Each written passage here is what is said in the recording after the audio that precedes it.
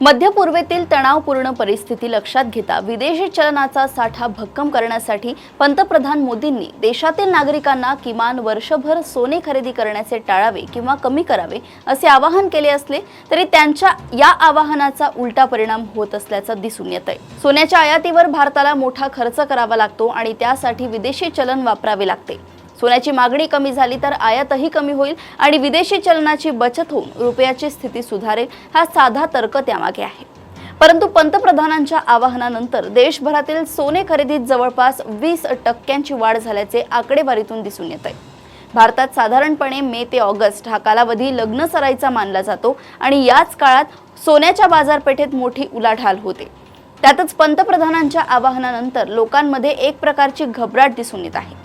पुढच्या काळात कदाचित सरकार सोन्यावरील आयात कर वाढवेल, सोने खरेदीवर निर्बंध आणेल, सोन्याच्या संदर्भात मोठे धोरणात्मक बदल होतील। पर्यायाने सोने अधिकच महाग होईल या भीतीमुळेच लोकांनी सोन्याची खरेदी वाढवली असावी असा अंदाज व्यक्त केला जातोय। त्यामुळेच गेल्या 2च दिवसात देशभरातील सराफा बाजारात सरासरी 15 ते 20% जास्तीचे सोने खरेदी केले गेले। सध्या लग्न सराई सोबतच दिवाळीनंतर येणाऱ्या लग्न सराईसाठीही लोक आत्तापासूनच सोने किंवा सोन्याचे दागिने खरेदी करत असल्याचं दिसतंय। एकूण काय तर पंतप्रधानांच्या आवाहनाचा सकारात्मक परिणाम दिसण्याऐवजी नकारात्मक परिणामच दिसून येतोय। त्यामुळे कदाचित पुढच्या काळात जे काही निर्बंध घालण्याचा विचार सरकार करत आहे ते अपेक्षेपेक्षा अधिक लवकर घातले जातील। त्यात सोन्यावरील आयात कर वाढवण्याचा निर्णय तातडीने घेतला जाण्याची दाट शक्यता आहे। अशाच घडामोडी व अपडेट सोबत पुन्हा भेटूया देशोन्नती संपादकीयमध्ये। बघत रहा देशोन्नती। नमस्कार।